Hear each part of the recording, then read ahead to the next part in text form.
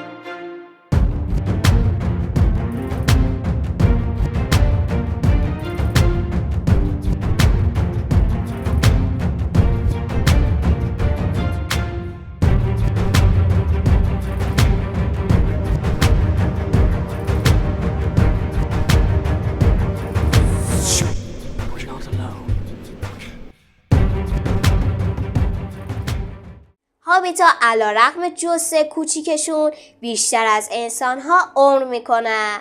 میانگین طول عمر هابیتا 100 سال میشه. اگرچه اونا میتونن طولانی تر زندگی کنن. بیشتر طول عمر اونا به سبک زندگی بوکولیکیشون بستگی داره. اعضای جامعه هابیتا به گونه‌ای نیستن که به ریسک کردن معروف باشن. درست همونطور که واکنش اولیه بیلبو به دعوت گاندالف برای پیوستن بهش و دورف‌ها در سفرشون به تنها کوه در داستان و فیلم هابیت نشون میده. اونا همچنین دوست دارن ساده زندگی کنن، البته بجز چند مورد. دوست ندارن کار غیر منتظره و خطرناکی انجام بدن. با این حال توک ها که بستگان بیلبو از طرف مادرش حساب میشن به انجام کارهای ماجراجویانه تری در شایر شهرت دارن. هابیتا ارتباط ویژه‌ای با محیط طبیعی و زندگی خودشون دارن و تمایل به داشتن سبک زندگی سالم و سیستم ایمنی قوی‌تری نسبت به انسان‌ها دارن. هابیتا در حدود سن 33 سالگی کاملا بالغ در نظر گرفته میشن. جالب اینجاست که در آثار سینمایی اقتباسی پیتر جکسون الیجا وود نسبتاً جوان رو برای ایفای نقش فرودو بگینز انتخاب کرد. اما در کتاب‌های تالکین فرودو 50 ساله است که شایر رو برای سفر نهایی خود به موردور ترک میکنه که در کتاب میشه گفت فرودو یه هابیت میان سال به حساب میاد.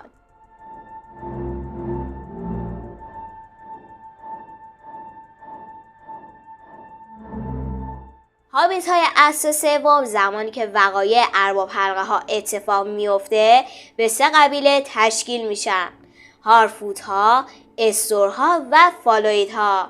هر قبیله دارای ویژگی های متفاوتی نسبت به قبیله دیگر بودند. سریال حلقه های قدرت اولین اثری هستش که قبیله هارفوت ها رو نشون میده و به زندگی اونا میپردازه.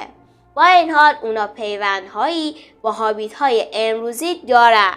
به عنوان مثال توک ها معمولاً از نسل فالوید ها در نظر گرفته میشن.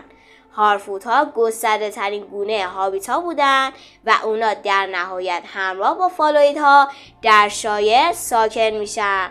از نظر جغرافیایی اونا اقامت در مناطق تپه‌ای و ارتفاعات رو دوست داشتن. هارفوت ها به چهره های بیمو و پاهای برهنه معروف هستن و روابط خوبی با دورها داشتن و حتی در نزدیکی کوهپایه‌های کوه مه‌آلود زندگی می‌کردن. اگرچه دیدن اونا تو سریال ارباب حلقه ها هیجان انگیز بود، اما شخصیت هایی که دیده میشن اکثرا وجود خارجی ندارن و در اثر تالکین وجود ندارن. فالوید ها از نظر ظاهری جن مانند بودن. با توجه به اینکه اونا روابط نزدیکتری با الف ها داشتن، این ظاهر هم برای اونا منطقی به نظر میرسه. اونا بیشتر شکارچی بودن و تو مناطق جنگلی ساکن شدن. اونا کم مصرف ترین نوع هابیت ها حساب میشن و میتونن تا 4 فوت ارتفاع رشد کنن. استورها تا حدودی از قلمرو هابیت بسیار دور و در کنار آب زندگی میکردن، چون ترجیح میدادن نزدیک آب باشن و حتی به شناگر بودن معروف بودن. به گفته تالکین برای هابیتا این مورد تا حدودی عجیب به نظر میاد. برندی باگ ها یک پیوند با استورها دارن. مادر خود فرودو یه برندی باگ بود، اما اون همسرش دراگو بگینز وقتی که فرودو 12 ساله بود به طرز غم انگیزی توی حادثه جون خودشونو از دست میدن.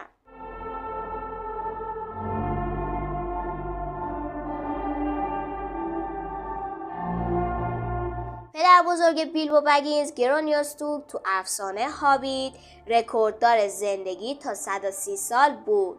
وقتی بیلبو سرزمین میانه رو ترک کرد خودش 131 سال داشت و در آغاز یاران حلقه اون 111 سالگی خودشو جشن میگیره.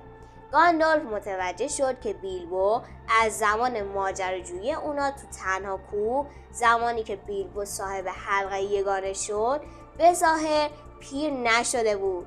بیلبو به عنوان یه حامل حلقه ناخواسته عمر خودشو افزایش داده بود.